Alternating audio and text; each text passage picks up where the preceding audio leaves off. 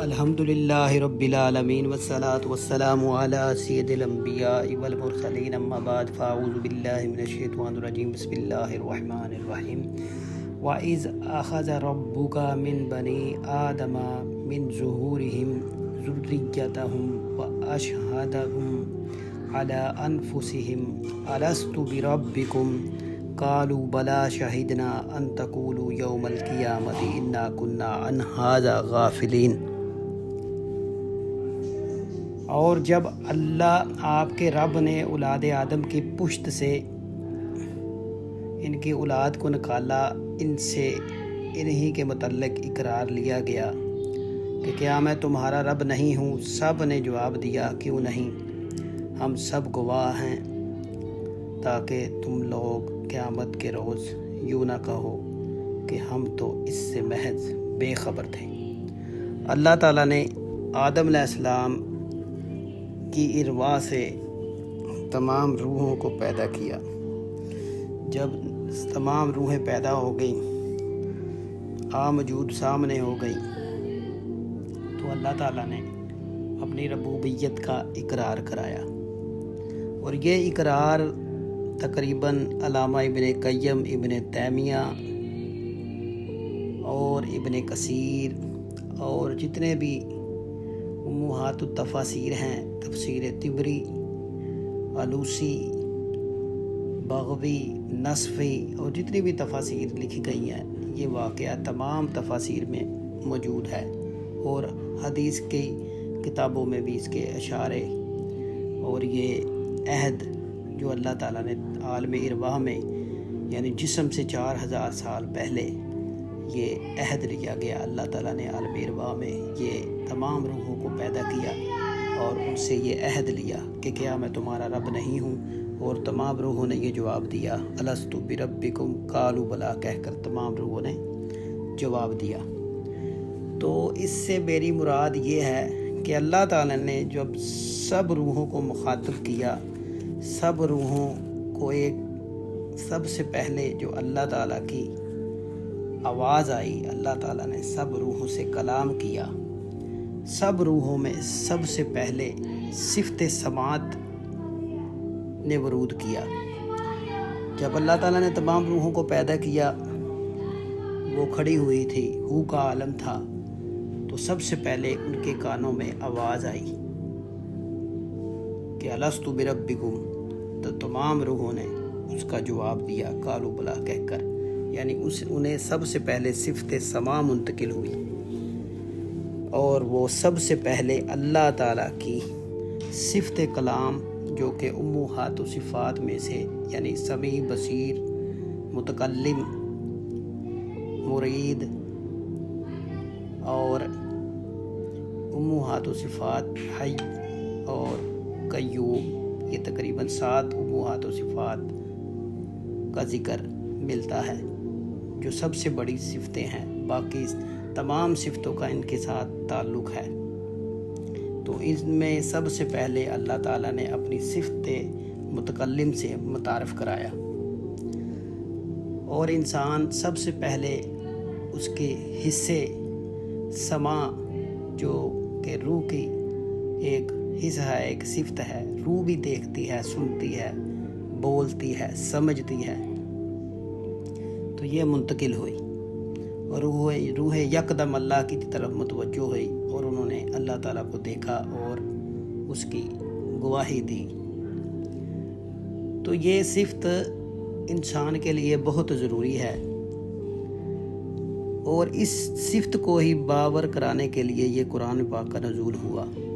تاکہ وہ اپنے وطن اصلی کی ان میں یاد تازہ ہو جائے، وہ اپنے رب کو اسی طرح جس طرح کہ وہ پہلی حالت میں تھی دیکھ لیں، متوجہ ہو جائیں، شاید ان میں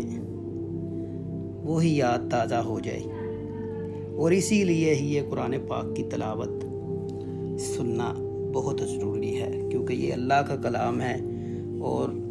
بندے کو وہی کلام کی یاد دہانی کے لیے یہ کلام کی تلاوت کرنی بہت ضروری ہے، تاکہ اسی جگہ پہ وہی کلام پھر وہ دوبارہ اس کی یاد تازہ ہو جائے، پھر روحیں اسی دور میں چلی جائیں اور وہاں جا کر اس کا کلام سنیں اور گواہی دیں، تب بھی یہ گواہی ثابت ہوگی کہ ہم یہ غفلتوں کے اور یہ جہالت کے پردے اپنی روح سے اتاریں اور یہ خواہشات نفسانی، جذبات نفسانی، وہم و خیال اور سوچ و فکر کے غلبے اپنی روح سے اتاریں اور عام وجود اللہ تعالیٰ کے سامنے ہو جائیں۔ پوری آب و تاب کے ساتھ ہم یہ گواہی دیں، اس کی صفت ربوبیت کا اقرار کریں۔ اللہ تعالیٰ نے اپنی صفت ربوبیت کا سب سے پہلے اقرار کرایا روحوں سے، اور قرآن پاک کی بھی تلاوت اسی وجہ سے کی جاتی ہے تاکہ وہ اقرار دوبارہ ان سے باور ہو، انہیں یاد آ جائے کسی طرح کہ تم نے یہ معاملہ اللہ کی بارگاہ میں پہلے کیا ہے۔ ابن کثیر نے بھی اس کے حوالے سے بہت کچھ لکھا ہے، اور باقاعدہ قرآن پاک میں بھی اسی کے متعلق اللہ تعالیٰ بروز قیامت جواب لے گا، ہم سے پوچھے گا کہ اللہ تعالیٰ فرماتا ہے ان السمع والبصر والفؤاد کل اولئک کان عنہ مسئولا۔ یہ سورہ بنی اسرائیل کی 36 نمبر آیت ہے کہ اللہ تعالیٰ فرماتا ہے بے شک کان، آنکھ اور دل ان سب سے سوال کیا جائے گا۔ اب دیکھیں کہ اللہ تعالیٰ کیا فرما رہے ہیں کہ ایک بروز قیامت ان سب سے سوال کیا جائے گا، حالانکہ اس نے تو جانوروں کو بھی یہ چیزیں دی ہیں کہ کان بھی دیے ہیں، آنکھیں بھی دی ہیں، سماعت بھی دی ہے، سب کچھ دیا ہے، لیکن انہیں اس پاک روح سے منور نہیں کیا گیا، اس عقل سے منور نہیں کیا گیا۔ باقی ان میں کچھ سمجھ بوجھ تو ہوتی ہے، تو لہٰذا یہاں اللہ تعالیٰ فرما رہا ہے کہ بروز قیامت ہم ان کے بارے میں پوچھیں گے کہ تم نے کیا سنا، کیا سمجھا، کیا دیکھا،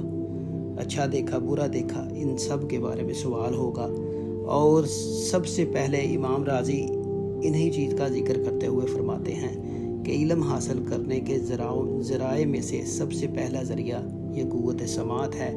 اور عقل ہے، جس کا تعلق سماع سے، اور دوسرے لفظوں میں فؤاد اور دل سے عقل کا تعلق ظاہر کیا گیا ہے۔ یعنی عقل مطلب یہ کہ فراست اور فہم، ادراک، سمجھ، معرفت، اس کا تعلق عقل سے ہے، اور جو علم حسی یعنی سماعت کے ذریعے ہمیں معلوم ہوئے ہیں کتاب پڑھنے سے، ظاہر میں نبی سے سننے سے، اور یہی بہت ضروری ہے یہ علم کہ ہم نبی کے سننے سے ہمارے تک یہ منتقل ہوا ہے، ہم نے